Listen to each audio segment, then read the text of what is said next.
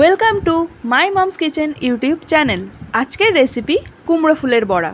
আশা করছি সম্পূর্ণ রেসিপিটা আপনাদের ভালো লাগবে। তো চলো ভিডিওটা স্টার্ট করা যাক।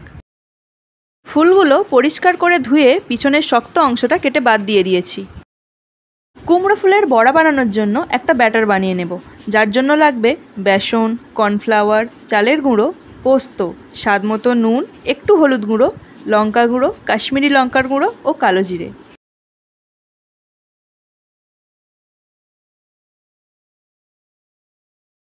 সবগুলোকে ভালোভাবে মিশিয়ে জল দিয়ে একটা স্মুথ ব্যাটার তৈরি করে নেব। এবার কড়াইতে তেল গরম করে নেব। তেল গরম হয়ে যাওয়ার পর ফুলগুলোকে ওই ব্যাটারের মধ্যে দিয়ে ভালোভাবে কোট করে নিয়ে স্লো ফ্লেমে লাল লাল করে ভেজে নেব।